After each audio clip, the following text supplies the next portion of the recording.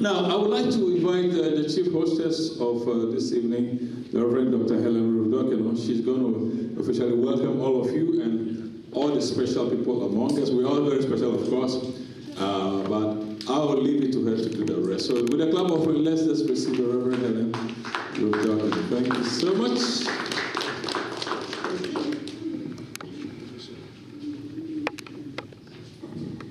Good evening, everybody, and welcome us to this event. I thank God for making it possible that we all are here tonight.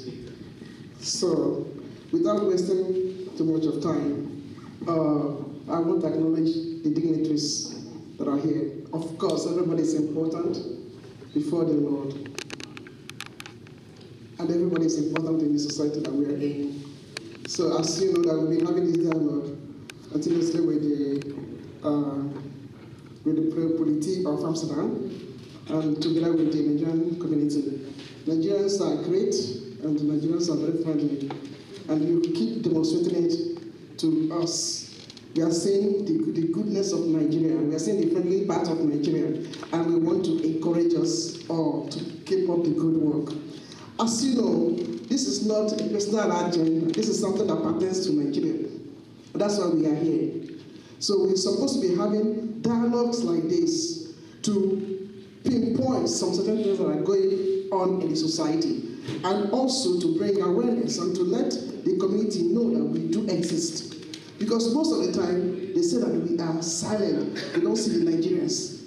They've done this project with so many other denominations and continents and countries. But unfortunately, whenever they call Nigeria, it's like something will make them to decamp. But I want to thank God that this one has come to stay. This one has come to stay. This dialogue has come to stay. You're not hearing me? Yeah. I said it has come to stay. God will help us. God will energize us. God will enable us. Do we believe it? Yeah. So as we continue to mingle with the police, we get to know who they are better, and they get to know us from person by person perspective, not based on hearsay. Because when we hear this person is this way, then we look at that person with an eye that is discriminatory.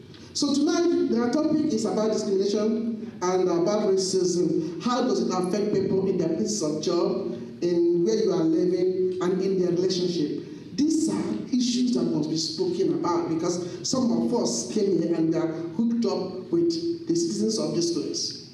So it's causing a lot of chaos, while some are also cruising it very well in their marital relationships. But there are some who are hitting the rocks. So when we open up mouths and we discuss social issues like this, it will help you, it will help me, it will help us to become a better community. So tonight, please, you help me to receive the Amsterdam police. They are being led here by our old friend, Mr. Hene. Put your hands together for him. He has become like a family. We all are growing together and doing this thing together. And I mean, we are friends. Wherever he sees us, he stops.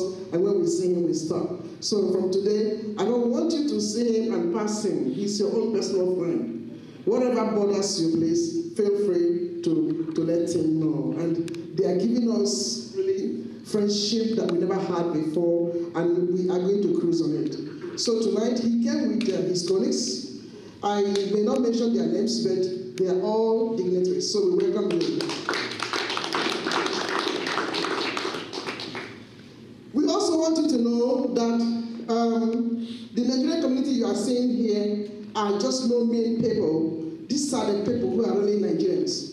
They carry the affairs of Nigeria in their head, and as a matter of fact, they are pure Nigerians. That's why they're here. The counterfeits are not here, the real ones are here. Okay? So these are the people who are representing different villages. They are leaders in the community. So as a matter of fact, many of them are chiefs. They are chiefs in the diaspora. So they are here. So whatever they hear, they take also back to their subjects. But we want to encourage them to learn how to bring their subjects along so that two heads are better than one. When they hear and their subjects hear, it makes a better power. So they are here to represent And I believe that everything we are doing is going to go very far. It's going to go very, very far. So I thank every one of you, our doctors, our chiefs, our nzes. They have so many titles. I thank every one of you who have left your evening and you have come here to be with us. May God richly bless you. We are not forgetting our ladies, you could see. Our ladies are yet to come out from the cocoons. They are like something covered them. But I try and go about looking. What is it that is covering them? Why are they not like me? Why are they not very open, impress the culture you are in? But it's like we are still practicing it in Africa. Let our husbands go and hear for us. Our husbands, they work for us. So we sit at home and we nurse the babies. And we just hear what they told us. But the situation is changing, whereby a woman is supposed to hear by herself and make decisions by yourself, not based on what somebody said. So the 21st century woman is a type that is very curious like me. They want to know. That doesn't make them rebellious. They want to know. Doesn't make them rebellious. I just want to know. Even if I don't know, teach me. Is that rebelliousness? So please, let's learn to bring our women out from the shelves so that they will be able to make decisions by themselves. So I thank those ones who are here tonight.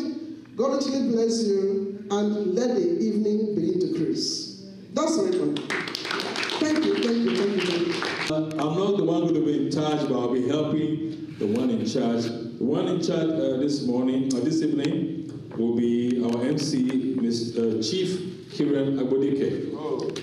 Thank you, sir. Come over. Thank you. I would like to help him. I'll be supporting him with a slide, but also I would like to introduce those who are here tonight. Oh, our big brother, Elder JJ is here. Welcome. Bless you.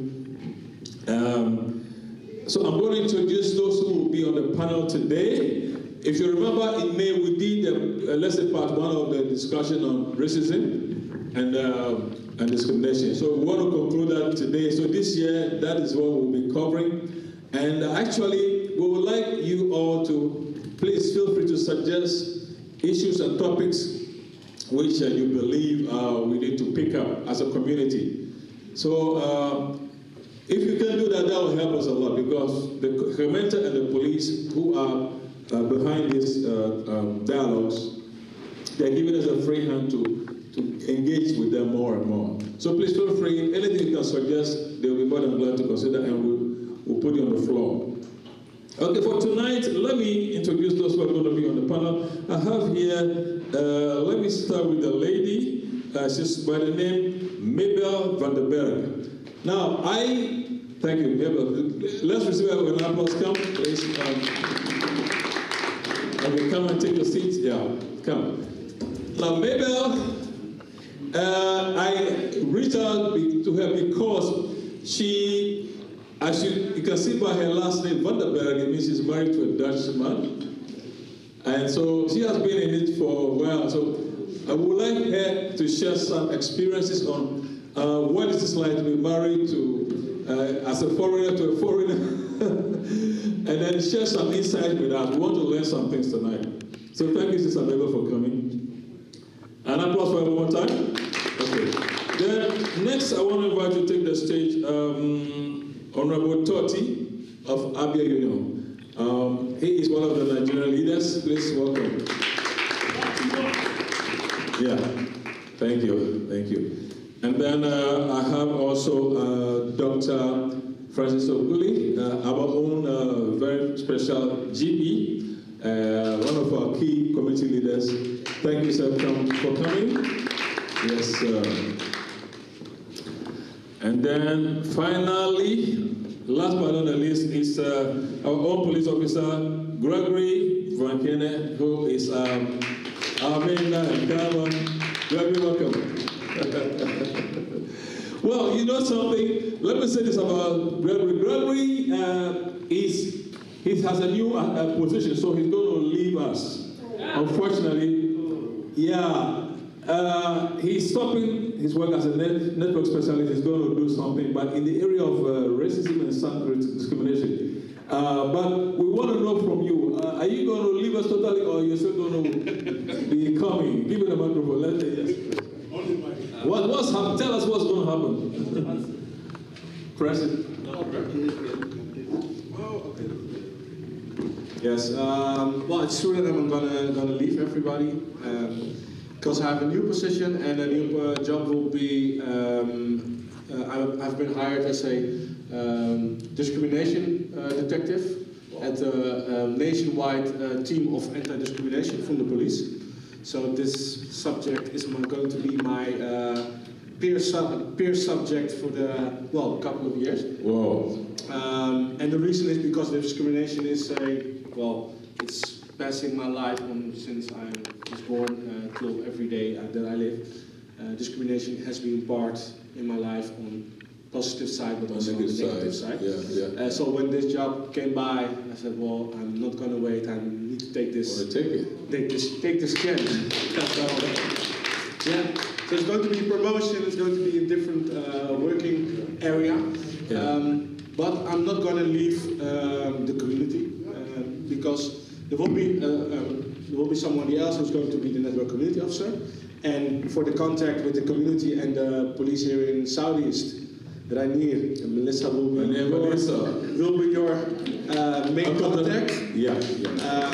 And I will pass by when there are issues on these two subjects like racism and discrimination. Yeah. When there are questions on anything, you can always call me. And if you want to discuss in a dialogue, I can come back and can visit the dialogue about the subject. So. Nice.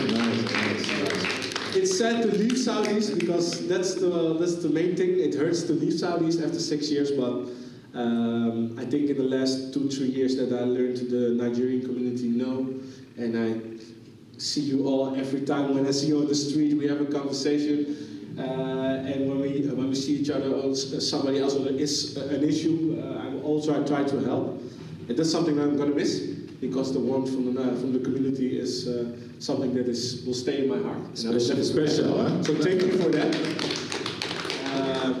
And especially when I found out where does my ancestors came from, and then I know that they came from Nigeria, so it's going to be a special bond. So yeah, I'm going to leave, but I'm not going to leave entirely. Thank you. Okay, so now the lineup is complete. Now, basically, you're going to get some questions. It's coming to the panelists, and then you give your take on what you know, what you think. Share, as honestly as possible what you know, what you think. And then the MC may, of course, invite contributions from the floor as well. So after we've done with 2 sets of questions like this, then we'll come to some provocative statements. And that one is for all of us. And let's see how we react on all of these. So with this, I would like to hand over to my MC, Chief Kyrian, and then she will take it further. I'll be supporting him. Thank you. Good evening, everyone. And I welcome all of you to this panel, this discussion. We have had it once, which I coordinated, but I think we have had it more than 4 times, or this is the 4th time this year. Like Apostle said, we are going to have it in 3 stages. The first one is discrimination in relationship. In relationship, you know what it is when you are here, the type of discrimination that we have in relationship. The second one is in workplaces, discrimination in workplaces. So then we end it with provocative questions, as he said. There will be questions which it doesn't have yes or no. You can say yes and you can say no, but you can discuss further on why you choose the side you choose.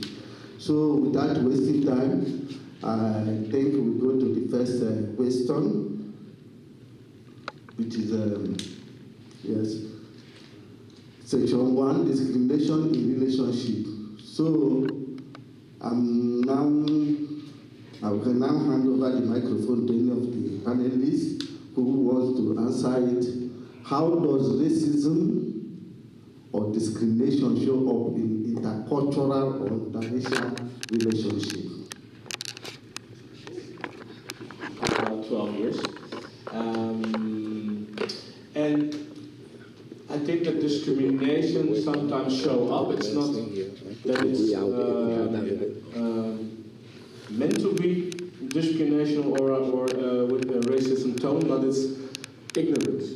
Let's say it's not knowing what another culture does or what they feel or how they walk the path of life. And I think when there is any signs of that somebody doesn't understand the other one, in my relation, it always helps to explain it. And my girlfriend knows it, and for the family of my girlfriend, my mother-in-law, I really need to teach her about my culture and my beliefs and my habits or rituals. And I saw that they picked it very, very well. But because mainly the first reaction was that they didn't understand. So it was not like discrimination or racism, but it's more like don't know what it is and then give an opinion about it without asking what are you doing, why are you doing that, why is it the way it is. And now even that my girl is now, my daughter is now about 8, and now you see that my daughter is switching between the both cultures and she's learning about both cultures. So because that I learned her about about Suriname culture, is that my girlfriend is also learning more about that culture. So yeah, I've seen that it showed up in my relationship, but I saw with my family-in-law that they didn't understand some rituals or beliefs that I have. That yes, is not really racism or discrimination, but because of understanding, you want them to understand what is exactly happening between the two cultures. Okay. Has anybody any other thing to say among you people? I think most times actually comes from families. Not actually the people in the relationship, because if the family doesn't understand, then bring some doubt, like why you with this person, from then it plays a role into maybe the partners start to see things differently. Meanwhile, actually in the beginning, you're just in a relationship, you're in love, you go by and you're not thinking, but when family members are around, maybe in locations and say some things, and then maybe you start to have a little bit afterthought of, oh, why is things like this? Actually, in your relationship, you just love someone, you're in a relationship, you understand that person, but culturally, people are bringing up things that you never thought of. So I think that brings some tension in the relationship. I'm going to learn. Well, first, I've been in a kind of mixed relationship for the past 25 years. I wasn't born here. I was raised up to an adult state somewhere else, and I came here, and I got married to a woman that's been raised up here, more or less in a Dutch way, mixed Surinamese. And one of the things that helped us was in the preceding 5 years before we got married, we went through questions and answers and on issues bothering marriage and relationship, and how to deal with your in-laws, and how to raise children, and how to handle finances. And that has helped to build the baseline. Now, it doesn't mean that over the years we've not had misunderstandings because we didn't understand where we were coming from. For an African, there is a mindset behind some of the things that I do. It's different from a Dutch person. There is still a mindset there, but it may have some areas of friction with mine. And I know that at certain points in time in our marriage, those things have come up. And it needs a lot of patience and communication and to be able to deal with those obstacles. So one of the things I really cherish is that we took the time to build the foundation. And then when you were now in the real theater, you begin to devise practical ways of dealing with some of the conflicts that everyday people experience. It looks like if you were from different cultures, some of your differences tend to be magnified. I look back on a place like America where the tensions are more polarized. Some of the black people married to white women complain that sometimes the women feel that they are the better partner in the relationship in terms of understanding and making decisions. But when I sometimes talk to black couples, I also understand that the man says this woman wants to determine the color of the sofa, the bed sheets, the woman wants to make all the decisions. So I think, by and large, some of them are what they are because of the way we were raised and brought up. And when they occur in a mixed relationship, they tend to be blown out of proportion. Maybe sometimes they are out of proportion. The environment that we find ourselves in also plays a role because the social media polarizes a lot of things and feeds us with what we do. But when you decide to be with somebody, it's about the two of you in the first instance. Every other person is welcome, but you have to create your own borders. Yeah. Those borders will determine how you commonly, as a family now, deal with people outside. If you were someone who allows someone else to insult your partner because he's from another ethnic group or from another tribe or from another race, and they make comments that are derogatory, you'd have to tell them, you don't say this in my house. I don't want you to disrespect my husband or my wife. You create a line in your relationship, because a lot of times the reason why we quarrel is because of what other people do and say. Right. So the persons to guard our relationship in the first instance are the people involved in it. If it works for the both of us in it, it will work for our children, because we would have trained them to be at a higher level in managing potentially conflict situations from the home. Well, that's so, what do you have anything to say about it? Okay. I think when you are married to a partner and you really understand each other, you don't have to listen to what people say. Just keep doing your work. That's how I do it. I don't have any family who comes into my marriage or any in-laws who came in my marriage or anything. So we still live a happy life.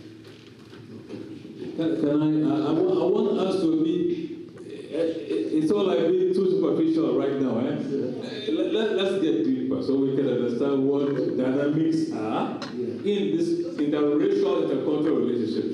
Okay, you come from Ghana. Your husband is a Dutchman. Yeah. Okay. When you met, how did things start? I mean, I'm sure he has some ideas about Ghanaian women or African women, and you probably have some ideas about the way white men are. So how come you two got, you clicked and now you got settled, you married? Didn't you have any fear that, oh, maybe they may not accept me in the family because maybe his family are not really open to Africans or non-Dutch, non-white people? Things like that. Can you share a bit of what happened, what played out before you guys started the journey and now you've done 30-something years? When I met my Especially for husband, 35 years, 35. 35. So by then there were very little number of Africans.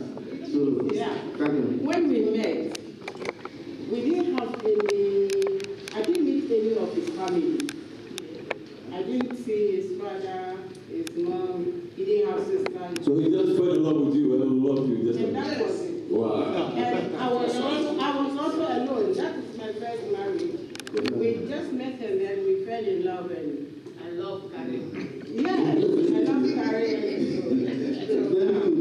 And we have two beautiful daughters. Okay. We are happy. Okay, so along the way, because you understand, along the way, did not anything happen which made you feel like this African woman? And you also said, this Dutch man. You know, did nothing happen along the way which made you Nothing happened. It just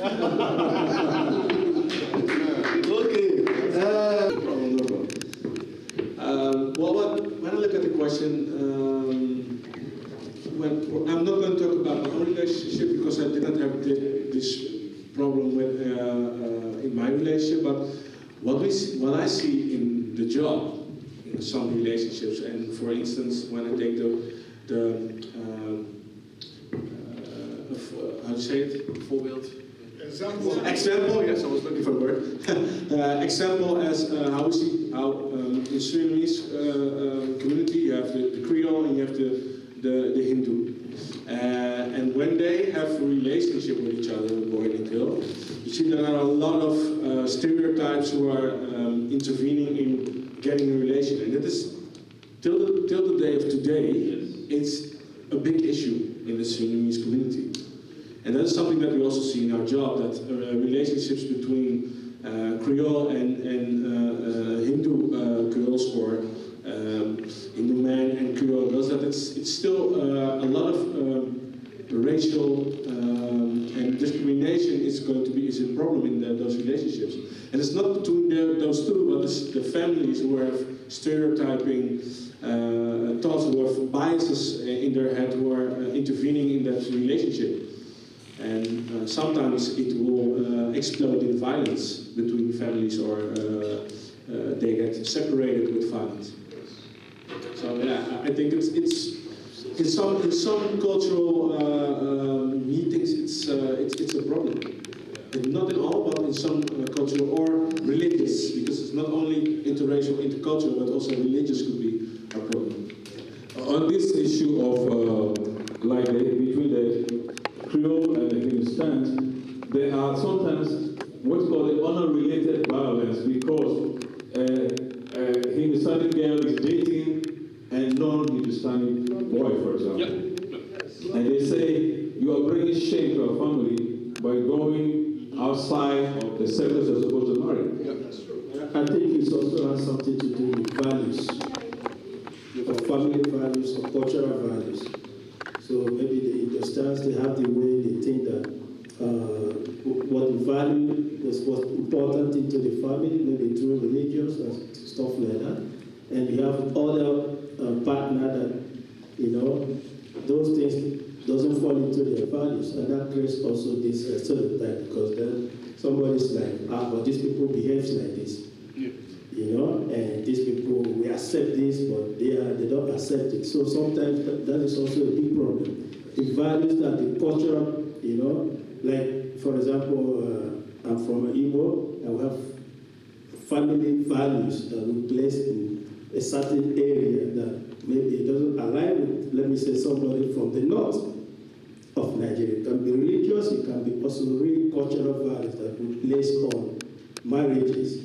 And so when you marry somebody, for example, maybe a white lady, or so the people are worried if those values, there's somebody coming into the family, if those values will be destroyed or abolished in a way. Because then they are like, does this woman understand that we don't do certain stuff, or how do we live? So I think that when people go deeper into understanding each other's culture, have free discussion, try to teach and understand why they behave in certain ways, then I think that can actually help in,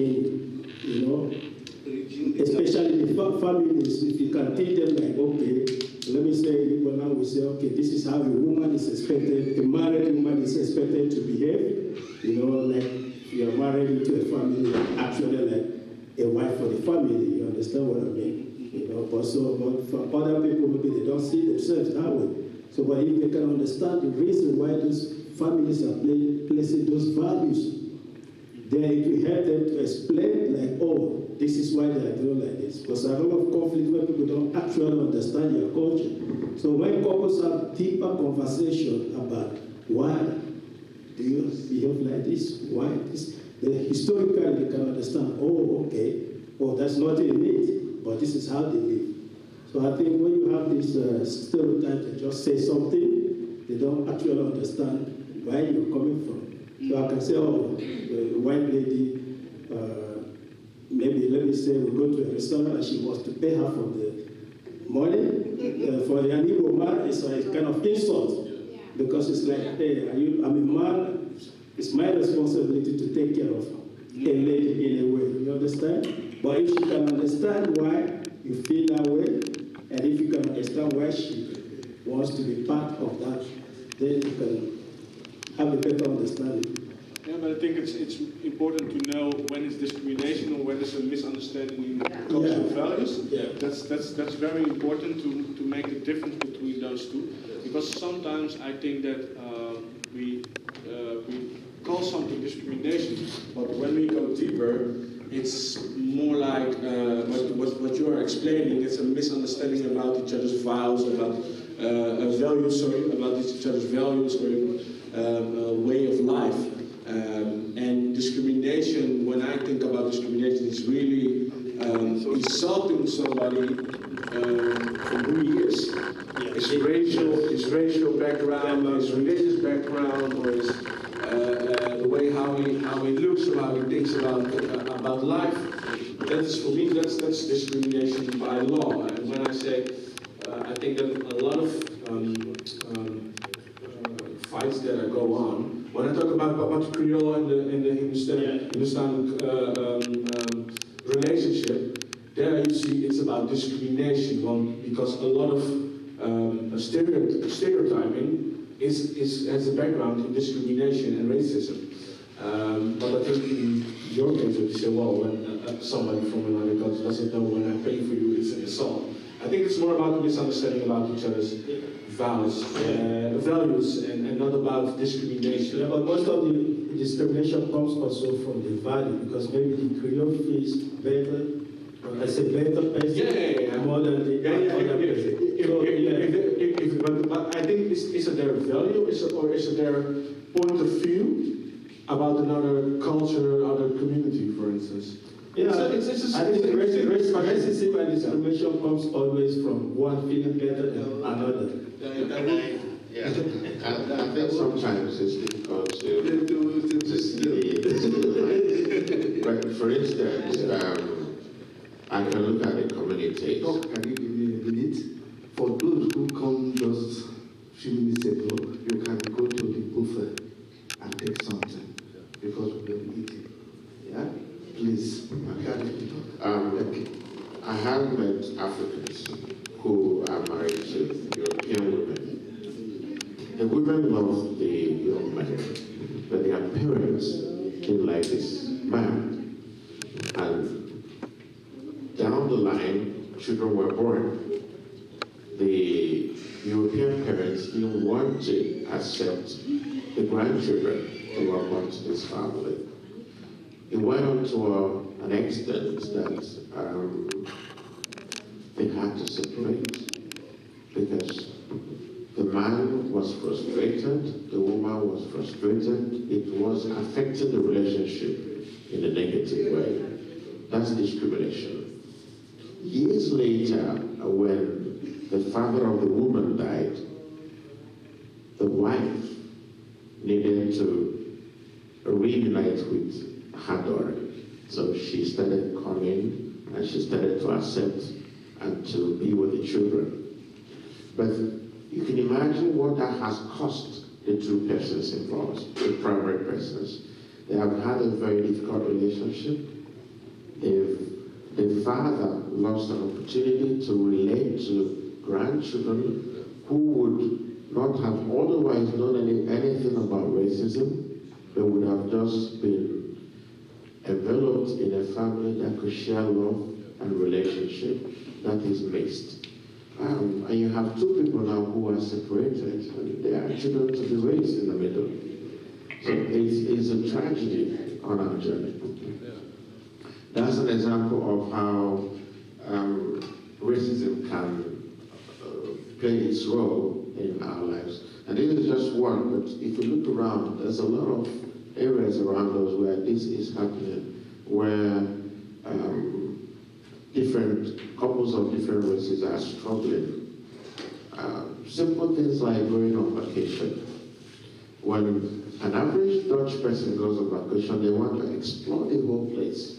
They want to walk from one town to another, go to one cafe to another. When I go on vacation, I just want to lie down and rest. It's a holiday, not a tour. Well, my girlfriend is the same time as you. Yeah, so we get to worry because people who don't do anything. Yeah, I don't want to do anything. You don't want to be with me, sorry. You know, but this is how you want to spend your vacation. I don't want to go on vacation and come back tired. I want to go on vacation and rest.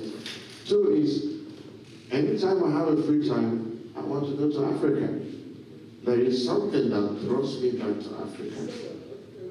So when you tell me you want to go to America or you want to go to the UK, it was different. I left people there. I want to go back. The African is a community person.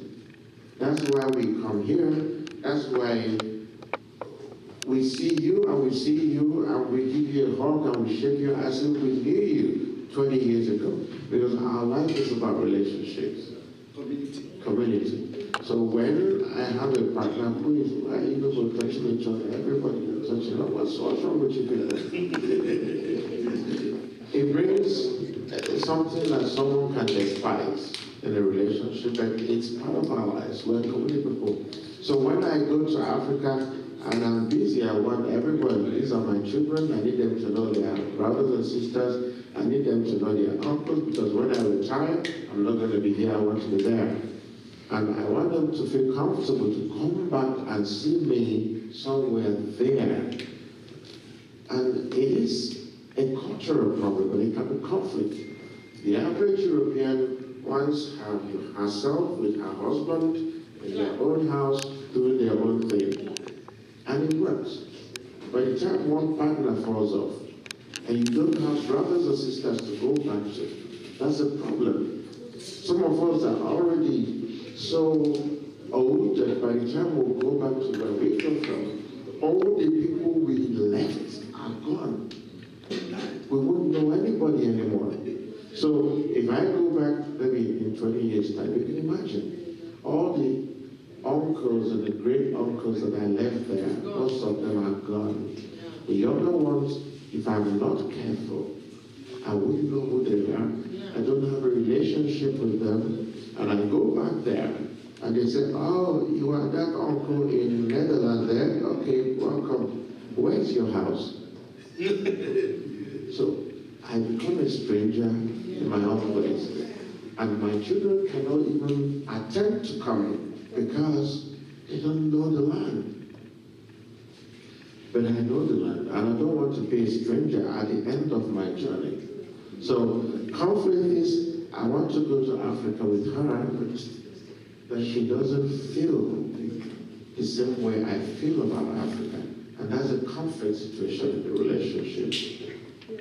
What I want to say as a closing statement for this question is that what I hear a lot, and that's something that I want to point out very clearly, is that we exactly need to know what's the definition of discrimination and racism, because discrimination is more than only racism. Racism is a part of it. Racism is by law in Holland. It's not punishable, but discrimination is. It's a more filling ground term. Can you distinguish the two? Yeah. The difference between the two for us. Yeah. Racism is when you insult somebody or exclude somebody because of his law, because of his race, racial appearance or nationality, etc., etc. But discrimination says it's more than that. It says insulting, excluding, also saying something about a group of people, and it's not only about race, but it's religion, it's way of life, it's about handicap, gender, so it's bigger than that.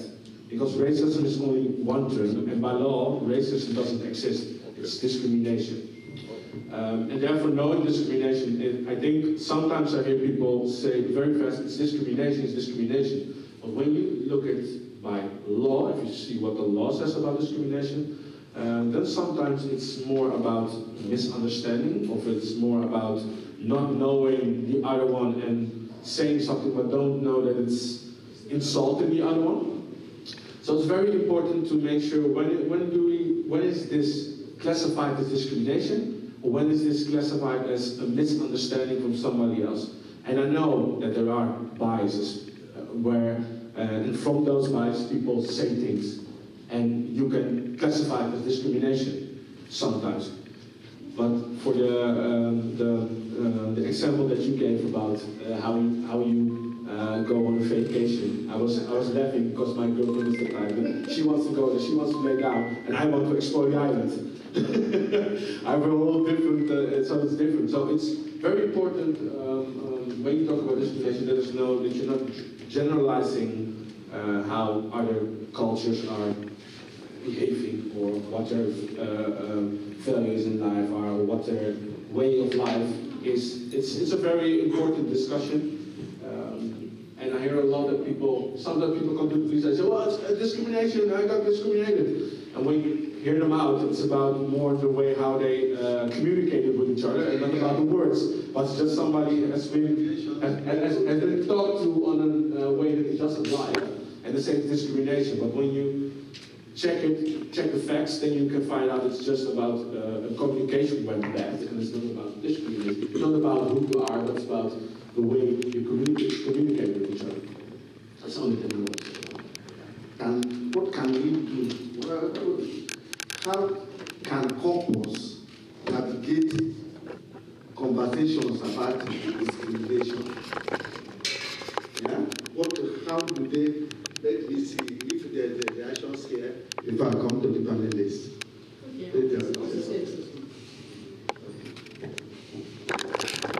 I can say a little bit thing of what Dr. the police one of them said. It is easy, but it's not that easy. For example, where I come from, Igbo land, there are certain things that the woman is supposed to do. But when we came here in Igbo, it's not possible. It's very difficult. Both the way we live, the way we are brought up, like what my brother said, that if you went to the restaurant, that they will pay. In Nigeria, it's not possible. The man is going to pay. No, I'm not saying to do some talk. So it's not all that easy. But what I feel is that it's better for everyone to respect their culture. Culture is the problem. If you respect maybe the way, like my neighbors Dutch people, they always stay alone. You don't have no friend. But my house is that's our culture. So if, for example, now I'm married to a white man, so he's coming to my house, seeing people going and coming, you will not be happy. But that is how I was raised in Africa.